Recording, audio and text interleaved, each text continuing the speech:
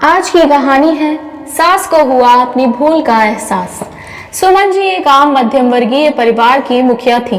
वे अपने बेटे शुभम और बहू शिल्पा के साथ रहती थी। एक बेटी अनामिका थी जो शादी के बाद अमेरिका में बस गई थी। अनामिका की शादी सुमन जी के पति की मृत्यु के बहुत पहले ही हो चुकी थी। शुभम और शिल्पा की शादी को 5 साल हो गए थे, लेकिन अब तक उनकी कोई संतान नहीं थी। सुमन जी की बहू शिल्पा भी जॉब करती थी, जो कि सुमन जी को बिल्कुल भी नहीं सुहाता था। वे जल्द से जल्द दादी बनना चाहती थी, लेकिन शिल्पा और शुभम ये अच्छी तरह से जानते थे कि अभी शिल्पा का जॉब करना कितना जरूरी था। सुमन जी अपने बेटे शुभम से इस बारे में बात करती तो शुभम किसी न किसी बहाने से बात को टाल देता था।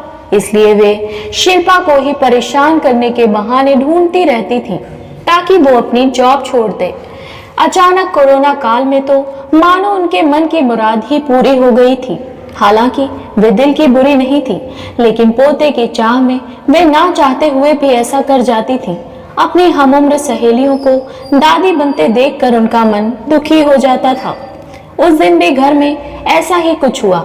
ऑफिस में काम की वजह से शिल्पा देर तक सोती रही और सुमन जी को अच्छा खासा मौका मिल गया। ये क्या बहू, अभी तक सो रही हो? पता है सुबह के 10 बज गए हैं। शुभम भी बेचारा कब से उठकर ऑफिस के काम पर लग गया है और तुम हो कि अभी तक सोई पड़ी हो। चलो अब उठकर सबके लिए चाय नाश्ता बना लो। मुझसे कुछ हो नहीं पाता है, वरना मैं तो तुम्हारे भरोसे कभी ना रहती, खुद ही सब कर लेती। सॉरी माँ जी, वो रात देर तक काम चलता रहा, इसलिए सुबह सुबह ही सो पाई थी, इसलिए समय का पता ही नहीं चला। आप चलिए, मैं अभी जल्दी से आती हूँ। हाँ हाँ ठीक है। मेरा कुछ नहीं, पर शुभम को देख लो, उसे कुछ चाहिए तो नहीं? कब से उठा है बेचारा। हे भगवान, मुझे जल्दी से ठीक कर दे ताकि मैं ही अपने बेटे का ध्यान रख सकूं, सुमन जी ने नाटकीय अंदाज में कहा। सुमन जी ने अपनी बहू शिल्पा को उठाते हुए कहा। शिल्पा ने घड़ी देखी तो वाकई 10 बज गए थे। आज उसकी आंखें कैसे नहीं खुली। वो जल्दी जल्दी अपने काम निपटाकर हाल में तो आई तो शुभम अपने लैपटॉप के साथ ऑफिस के काम कर रहा था।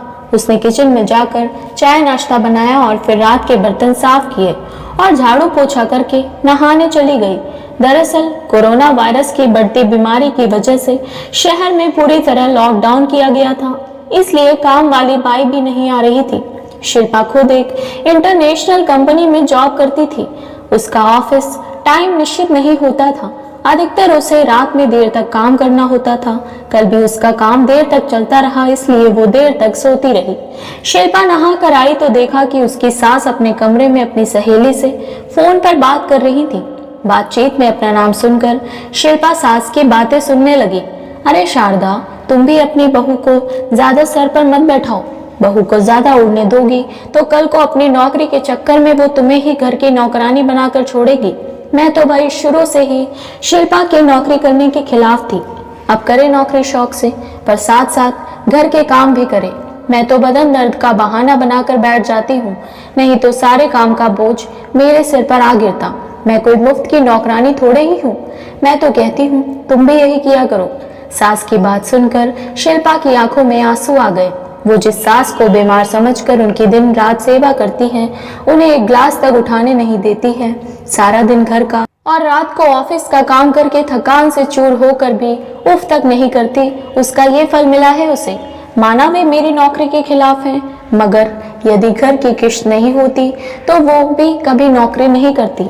शुभम का बोझ कम करने के लिए ही तो वो नौकरी कर रही थी। खैर, अभी के मुश्किल समय में वो सास से किसी भी बात पर बहस नहीं करना चाहती थी जिससे घर का माहौल खराब हो, इसलिए वो इनकी बात को नजरअंदाज करके वहां से चली गई। लेकिन उसकी नजरों में सास की इज्जत जरूर कम हो गई थी। दूसरे दिन सुबह सुबह सुमन जी की बेटी अनामिका का अमेरिका से फोन आ गया। अनामिका की सास उसके पास अमेरिका आई हुई थी। आदत के अनुसार सुमन जी ने जैसे ही अनामिका की सास की बुराई करनी चाही, वैसे ही अनामिका ने उन्हें डांट दिया। माँ, आप बिल्कुल भी माँ जी के बारे में अनाप शनाप नहीं बोलेंगी। पता है आपके चक्कर में आकर मैंने उनके साथ कितना बुरा व्यवहार किया था, लेकिन आज मुझे उनकी कीमत पता चल गई है। तुम तो उनके यहाँ पर आने के कितने खिलाफ थी, मगर आज वे यहाँ नहीं होती तो ना जाने हमारा क्या हाल होता। तुम्हें तो पता ही है कि मेरा नौकरी करना कितना जरूरी है। कोरोना ने यहाँ भी ऐसा कह डाया है कि घर से ही सब कुछ करना पड़ रहा है। किट्टू का बेबी केयर सेंटर भी बंद है। मैं और अंजेश फुल टाइम बिजी रहते हैं। ऐसे में माँ जी ने अकेले ही किट्टू के साथ साथ पूरे घर का सारा काम संभाला हुआ है। मुझे कुछ भी नहीं करने देती हैं। अगर वे नहीं होती तो माँ हमारा क्या होता, ये सोचकर ही रोंगटे खड़े हो जाते हैं। सच में माँ वे कोई साधारण महिला नहीं है, बल्कि मेरे लिए तो देवी के समान है। मेरा इतना अपमान करने के बावजूद। और अनामिका रोने लगी। उसने फोन कट कर दिया। अनामिका की बात सुनकर सुमन जी की भी आंखें भर आईं। उन्हें भी अपनी भूल का एहसास हो गया था। शिल्पा तो वाकई उनका कितना ख्याल रखती है। उनकी कड़वी से कड़वी बात का भी बुरा नहीं मानती है, उल्टे जवाब भी नहीं देती है। वाकई अभी का समय तो एक दूसरे को हौसला देने का है, सारे गिले शिकवे भुलाकर एक दूसरे की मदद करने का है। तो फिर वे स्वार्थ में कैसे अंधी हो गई थी, इतना कैसे गिर गई थी कि ऐसे मुश्किल समय में अपने ही परिवार की सहायता नहीं कर सकती।